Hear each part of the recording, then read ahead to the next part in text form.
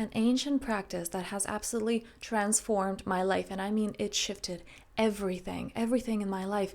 And today I want to share with you what that practice is and the many, many, many ways that you can utilize it in your life and the different aspects of your life to shift it, to transform it, to embody more peace, to embody more joy, to embody the ease, the power that you came here to create from. So let's dive right in.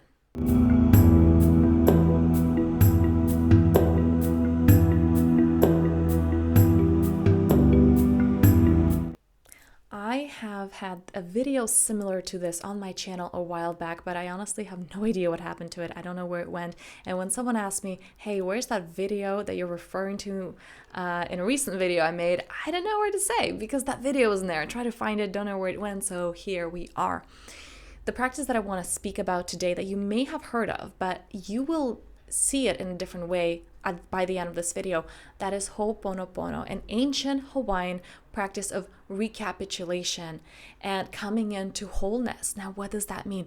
This practice was made more public, the big deal that it is, by Dr. Hugh Len, who actually recently passed away. And he was not the kind of guy to promote himself, but he did come in contact with somebody who was great at marketing, who was great at sales, and he promoted Hooponopono and brought it to the masses. Now, the magical, amazing, incredible thing about Dr. Hugh Len is that he healed a whole ward of mentally ill inmates, right? People who have committed horrible crimes. He healed them without having sessions with them, without having like the kind of interaction that a normal therapist would have with patients. He was doing something that he called the Hooponopono. Now, in private interviews, he addresses and admits that, he wasn't the only one doing it. He was teaching other people how to do Hooponopono.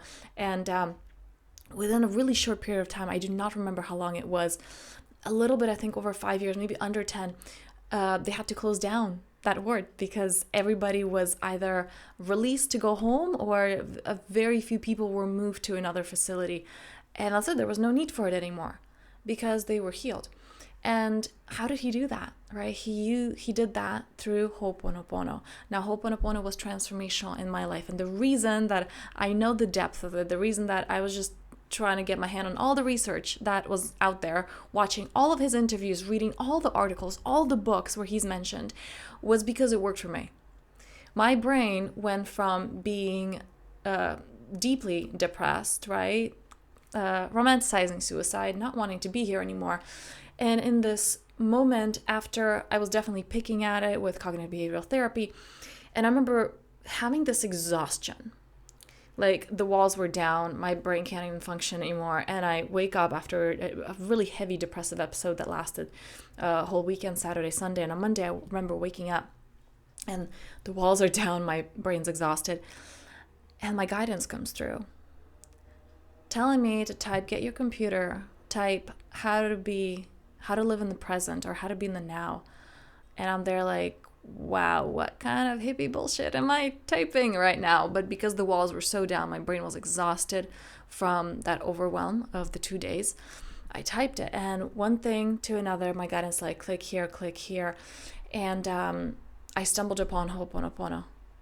And as I read it, I was sobbing. I couldn't get through a phrase.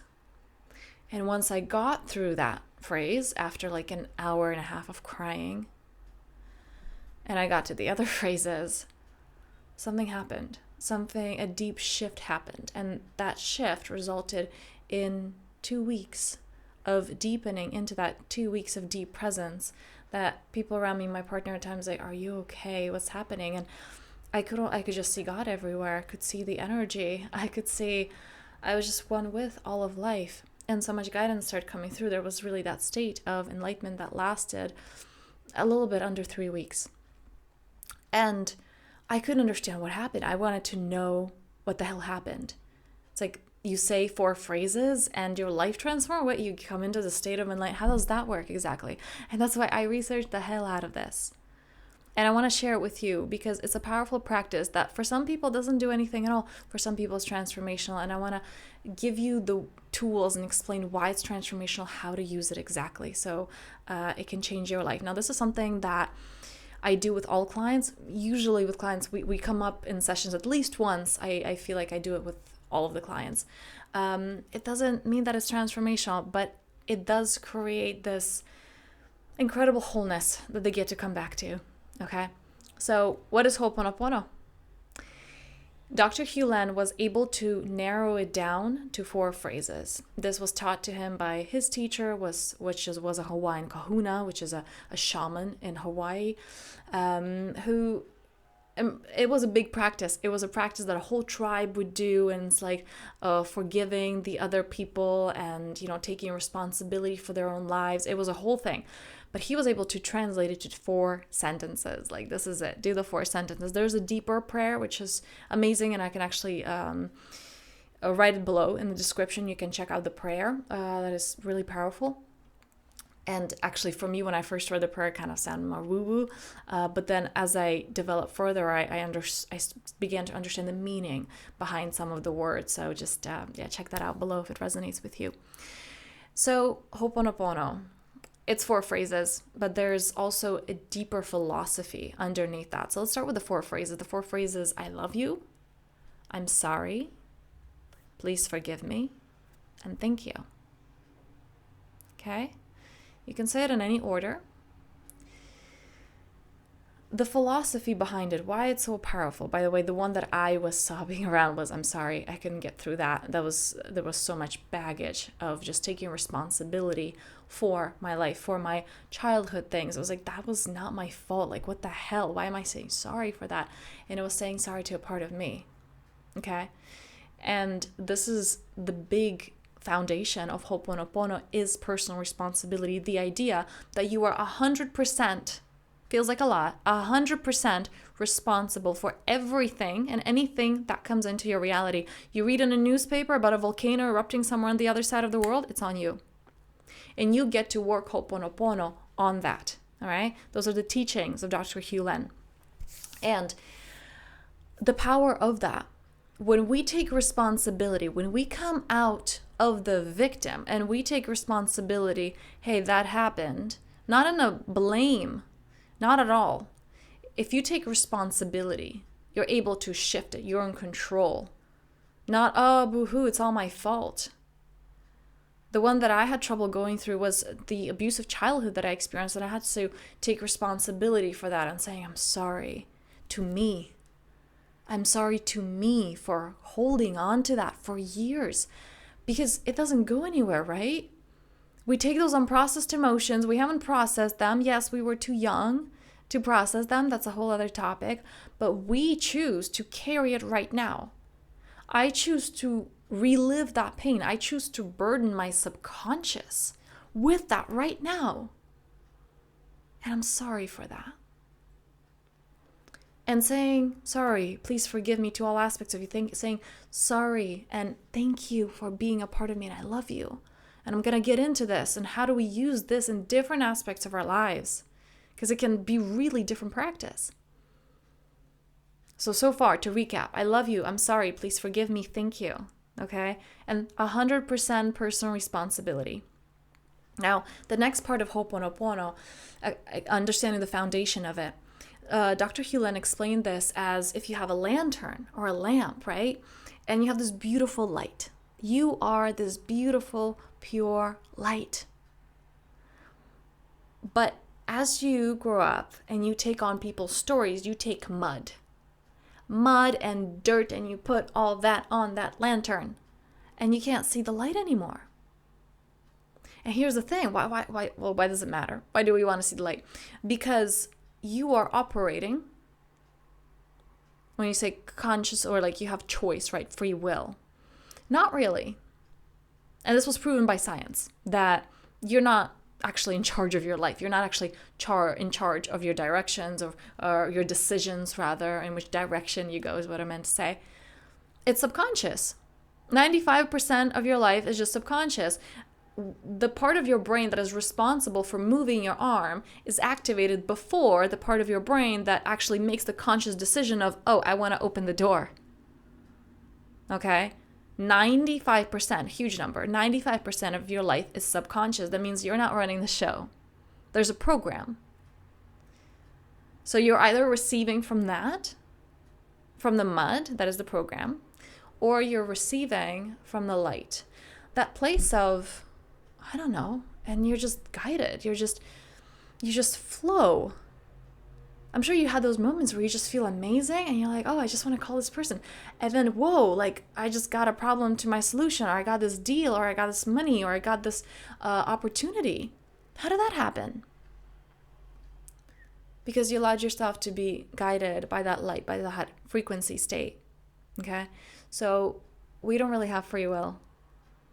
Something always operates us, as Dr. Hewlin explains, whether it is light, whether it's your essence, basically, the God life source consciousness, as someone would call it, or it's your program, as some other would say ego, right? And so when we do the Hooponopono, we're clearing the ego. I don't need to know where it comes from. I don't need to do that deep inner work. This is the beauty of it. I don't need to actually talk it out with this person. Now, in my personal opinion, Hooponopono has its I don't even want to say flaws because I had such deep respect for the teaching. There's opportunities for improvement is how I would call it. That it's transformational for some not quite, because they need a different approach. So I am a strong believer of, creating that change outside of you as well, communicating. However, if you really surrender to Hooponopono, have an experiment for a month and see how your life transformed just by doing Hooponopono. Okay, and we're going to dive in right now into the different ways in which you can do them. So the first way is with yourself. This is how I was able to come into that state, right? That state of purity for nearly 3 weeks. Saying it to an aspect of you, I love you. I'm sorry. I'm sorry for the burdens that I've just been dumping on you. Please forgive me. Okay? Thank you for being a part of me. Taking responsibility for your life, taking responsibility for the fact that how you feel, you are choosing that. And I know this is a painful statement to hear. Like, no, I'm not. Don't you think I would want to get out of it if I could? And hey, I get it. I was in that depressive state. I don't want to live. It's like, well, if I could, don't you think I want to? But then why don't you? And again, I've been there, okay? Taking responsibility for your life. Hey, I want something better, okay? So first is doing Hooponopono with yourself, with your inner child, with aspects of you. Number 2. By the way, this works with particular emotions as well. Like, let's say if you have, I want to say even resentment, which is already an emotion, resentment towards your anger. Doing Hooponopono on your anger. Thank you for being a part of me. I love you. Right? It's an aspect of you. I love all of myself. I love that aspect of me too. Please forgive me for judging you.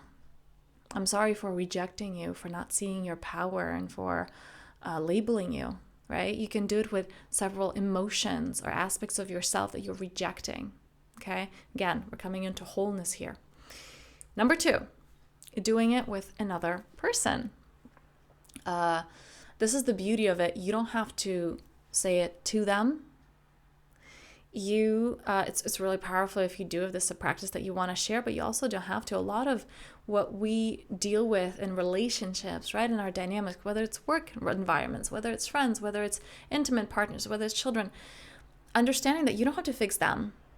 And that's a mistake that a lot of people make. It's like, well, I need them to understand. I need them to see my point of view, so I'm validated, so my choices or behaviors or actions are justified. No. You take 100% responsibility. This is the teaching of Hooponopono. You have 100% responsibility over everything that is happening in your environment. So when someone shows up in a particular way, why? What is it within you that's evoking that in them? Why are you a perfect match right now? Because if you were not a vibrational match, and this is what the law of attraction kind of teaches, right? That like attracts like. If you are not in alignment, if there's no lesson here, you wouldn't be together. In a sense that, like, you can be there in a small, teeny tiny, small supermarket, but you guys are just gonna like turn the corners in different ways and whatever. You wouldn't meet if you're out of alignment, right? But it's there. Why does it show up? Again, about the person, I love you. Thank you. Thank you for bringing this up in me, that which needs to be cleared. I'm sorry. I'm sorry for judging you. I'm sorry for labeling you. Please forgive me for seeing anything less in you than divine light. And hey, this can be a tough one.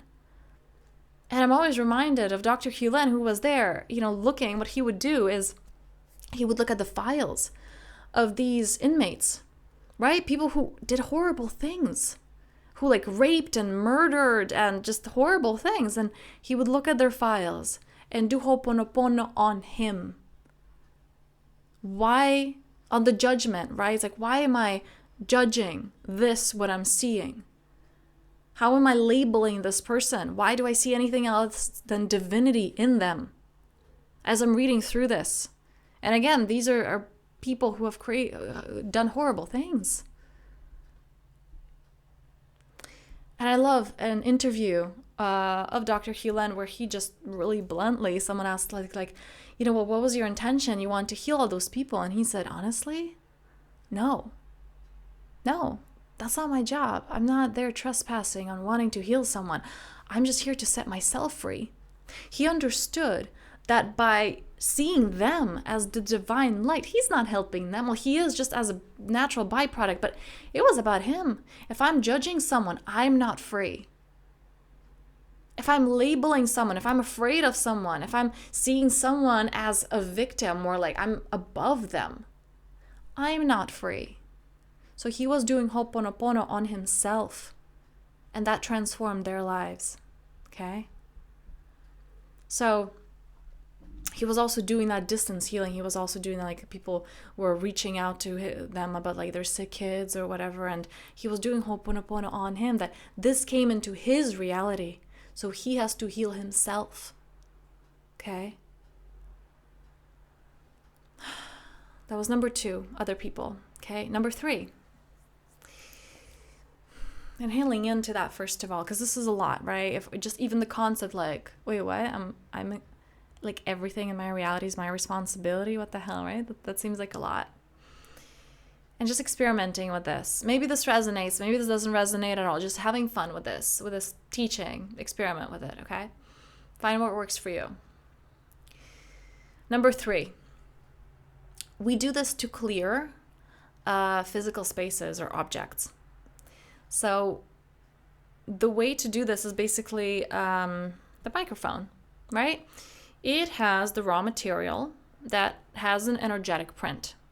This is a bit more esoteric, but any of the material, how it was taken from the earth, anything from the factories, anything of who interacted with this object, that leaves an energetic print. And what we do with Hooponopono is we notice what are the energies that we have about this object. Really what the Hooponopono does, you do over and over, you clear yourself, you clear your energetics, okay? And therefore you transmute all these things in your environment, okay? It really comes down to that. And I honestly, had no idea that that's what it was years ago, because I just wasn't familiar with this language. I wasn't familiar with this type of work, but now this is what it really comes down to. Similarly, another thing that seemed really odd to me when I first heard Dr. Hulen saying this, again, just because I wasn't in this line of work before that deeply and really sounded woo-woo, is that you can teach objects to do Hooponopono. And what this really refers to is, as shamans have power objects. So for example, you may have noticed I have all those rings, and my friend was like, oh, I'm glad, especially when I go on vacation and she sees me, on my Instagram lives, I share a lot of things, and they're like, wow, you took all your rings to your vacation. They're power objects. Each ring has an incantation, each ring has an intention. There are several power objects that I have. My shamanic tools are also power objects. So you teach objects to perform a particular task. And this may be the jewelry that you wear. Again, this may be ritual object. This may be, part of your altar. And like, I made videos of how to make an altar. It can be like a piece of driftwood, okay, or seashell, just something that's close to your heart. There's an energetic imprint there on that. So we can teach objects to do Hooponopono and to clear things, okay? And having that deep connection with it, you're communicating to life through an object. And this is where you really understand you as you do the Hooponopono, you're going to open up more to your guidance. Like I said, you're either operating from limitation, from that mud, right, on the lantern, from the program, or you're operating from intuition, from flow. And when you're in that state, just it's coming through you. The guidance is coming through you. You're a clear channel for that. When you're in that light state, you're just receptive. So that is another way to work with that. Let us take a deep inhale into this. Exhaling out. Okay. The next and final way is, this is a tricky one because there's so much survival that comes into this topic. But the next one is working with the energies outside, right? It's like with global events, working with the energies that, you know, we see in the news. By the way, I strongly recommend you don't watch the news, but if you do, you know, natural disasters, wars, these things that are happening that you are being exposed to, and doing the Hooponopono on that too. I love you. I'm sorry. And this will be difficult. It's like, I don't love this. Understand that anything that's coming up is here to free you. It's here to set you free. It's here to enable you to transmute that. And when you see that, you start seeing everything as a gift. And I know how this sounds. I really do. That it's like, okay, well, this kind of sounds very fairyland-like. Experiment with this. You're not going to understand this through the words. Similarly, if I were to describe meditation to you, right? And this was totally me. I was like, this is hippie. I don't think sitting with my eyes closed is going to transform my life, okay? And I was like, you can't afford not to meditate. It's from that state of alignment that you can actually create anything of worth in the world. Or else you're just running around like a headless chicken. So you can't describe that. It has to be experiential. It has to be felt through in the body. Same with the Hooponopono. It sounds like, okay, I don't think that, you know, me clearing myself is gonna stop a war somewhere, right? But you raising your frequency is where it all comes down to. And this is the foundation of it all. So again, experiment with that. But not like, oh, okay, let's see if this works. That's not experimenting. That's not being open-minded. You got to believe it to see it. So unless you're actually giving it your all, like, hey, okay, let's see that. Let's see what happens with my frequency when I give it my all for a whole month. And really, when I say I love you, I'm sorry, please forgive me, thank you, I'm fully embodying it. Let's see what happens then. Let's see what happens by the end of the month. Okay? From that place, you'll get accurate results. Now, if you want to go deeper in these practices, creating that, you know, the observer, because this is really important to come into that observer place when you're doing these practices, because if you're identifying with the ego, it's even difficult to separate yourself from, let's say, your inner child or another person from you when you're being attacked, right? And seeing them as divinity. Same with things around us, or even like objects, like, no, this is my thing, right? So it's difficult. It's difficult to do that for a lot of people. So if you want support with that, there's a free practice in the description below. There are actually 3 practices, but the first practice that you get right away is one where you just release all those masks, okay? And you come into that, what's underneath all of it? So make sure to check that out below. Let me know what you're hearing me say. Let me know if you've tried Hooponopono before, if this is completely new to you. Let me know below. I want to hear it. And what else do you need? Like, what is burning for you right now? What is it that you're like, oh, it's like, I could, but there's this block, okay? What is that block for you? Because this is what this channel is about, to help you step into the most powerful version of yourself. What is standing in your way of that? Let me know below, and then I'll help and support and make content to support you in that. Many blessings.